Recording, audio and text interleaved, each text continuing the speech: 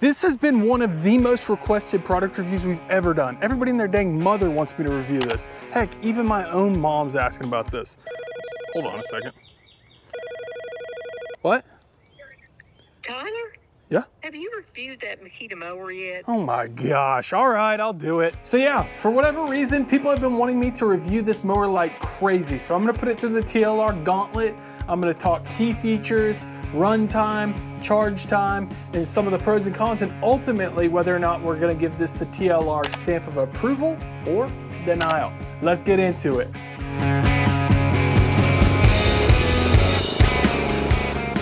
So first things first, the setup on this tool. I actually live streamed the setup of a whole bunch of different mowers. So it's a sneak peek, that's a video that I'm gonna be working on over the next couple of weeks, but I've got a whole bunch of lawnmowers back here. You can see some of them.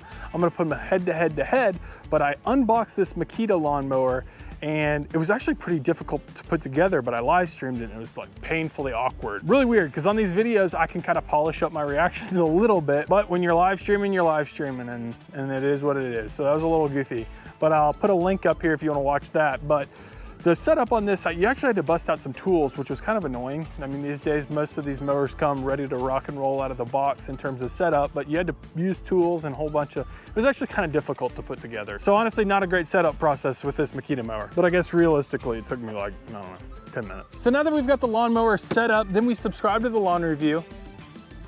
So like all mower product reviews, I like to work from top down on this mower just to like, I feel like that's a natural progression. But basically it's, you know, pretty simple design on this lawnmower. To get it started, it's a little kind of quirky on the setup right here. There's a on button, so you gotta make sure that you press this on button right here, and then you hold down this red button and then pull down the red bar, and that engages the blade, and then you hold down this bar, and that's like the drive function. So that starting process is kind of like a two-hand job, honestly. So now just starting to work our way down the mower, you've obviously got that blade engage bar, the self-propel function bar right here, and then you have a battery light indicator button on here, which is kind of cool. You can click the button and see where you're at in terms of charge left on the onboard batteries, and then this lever right here controls the cruise control setting or the self-propel functionality. It goes from like 1.5 miles per hour at its slowest to 3 miles per hour, which is kind of huffing it after I've used this a few times. And then also on this little dash right here, you also have a silent function or like a quiet mode, which is really, really dumb in my opinion because it throttles down the RPMs, I think to about 2200 RPMs. I'll check that and throw it up on the screen for you, but you know, I'm never gonna like ever want to like reduce the efficiency of my mower. There's one scenario where I feel like I could do that. Yeah, quiet mode makes sense. But normally, like, why would you ever want to throttle down the RPMs of your lawnmower? That's, to me, like an advertising gimmick. Chuck that feature in the trash, man. But then moving down, it sits atop a steel frame right here. You've got a single height adjustment setting for all 4 wheels. Some people like that, some people don't like that. I like it.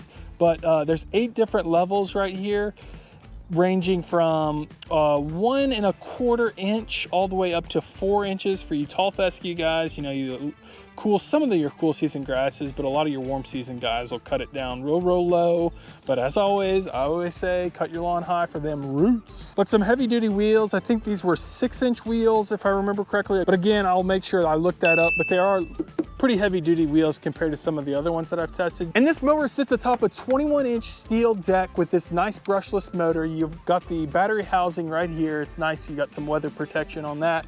But those 4 5-amp-hour 18-volt batteries, you use 2 at a time, equaling 36 volts of power. So basically you have 2 18-volt batteries running at the same time, and once this like #1 section of batteries runs out, then you flip this little knob right here to the 2 section, and that starts drawing power from those other 2 batteries. With both these sets of batteries, you're supposed to be able to cut about a half an acre in a single charge, or 40 minutes.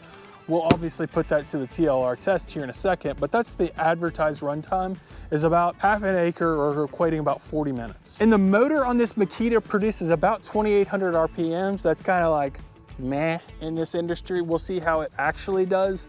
I mean, I've seen situations where it underperforms, where it overperforms. You're like, do these manufacturers not care or what? So I got a pretty good thick lawn right now. I'm gonna put it to the test and see how well it cuts. So now that we touched on the key features, I've got what, 4 fully charged batteries now. I'm gonna run it through a little runtime test, see how long it actually runs for. So side note, I've been getting a lot of comments saying that I'm doing these like short little passes where I do too much of an overlap.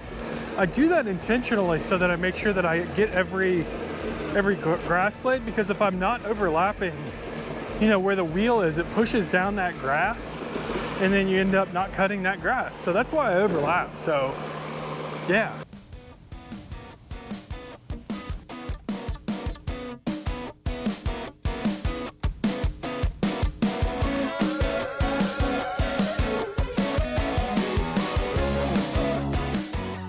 Overall cut quality is but I feel really in control of this mower, which is really nice. It's got a really wide set base, I feel like, and I feel really well in control of this mower.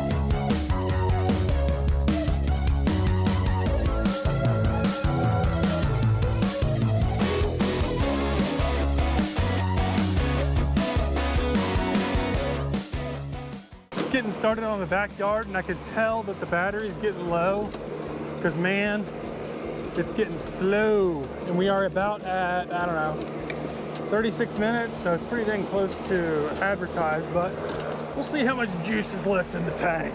Yep. Side note, crabgrass, you son of a gun. Dang it.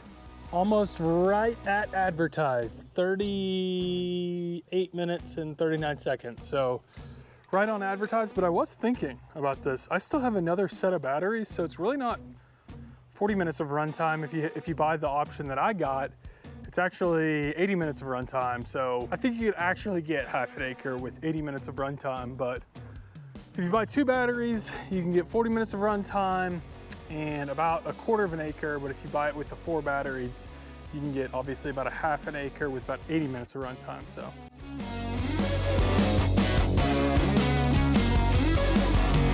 So now that we know how long this mower will run for, let's see how long it takes to charge. I've seen some incredibly awful ratios. I think the Toro Recycler had like, I don't know, I think it ran for like 45 minutes and it took me like 4 hours to completely charge the batteries.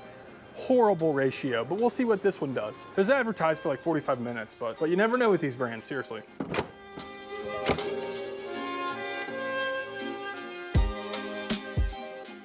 So it actually took about an hour and 5 minutes for those batteries to fully charge, a little bit worse than advertised 45 minutes. But I mean, overall, not bad there. So the price of this exact setup is gonna run you about 168 bucks pre-tax. Setup is gonna run you about 168 bucks. No, pre-tax, that's gonna have no idea where that came from. It's 689, sorry. So that's gonna get you 4 5 amp hour 18 volt batteries. And this comes with a 3-year limited tool and battery warranty too as well. So, you know, pretty good. So overall with this Makita mower, the pros are gonna be the durability construction. It felt really tight and kind of bulky, but like in a good way. When I was using it, it felt like I had a lot of control of where that mower was going. And then that overall runtime, with both those batteries, 80 minutes of runtime is probably the best I've ever used. But the cons with this tool are kind of damning, and that's the cut quality. I don't feel like that 2800 RPMs spins enough to lift up those grass blades and kind of suck them up so that the blades of the mower can cut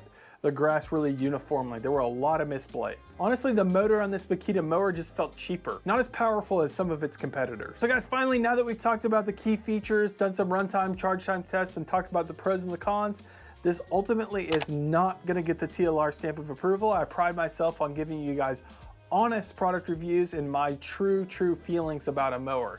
And honestly, there's a lot of other mowers that I could recommend you that would be just as good, if not better, for cheaper, or better for the same cost. So this is not a really good mower in my opinion, honestly. That's something that we really pride ourselves at the Lawn Review, is giving you true, honest feedback on mowers. I have reviewed a couple mowers, and specifically this Greenworks mower that I would really recommend, that's comparatively priced, but honestly performs a whole lot better. That mower is honestly a beast. But until next time, keep cutting. We'll see y'all again. Peace.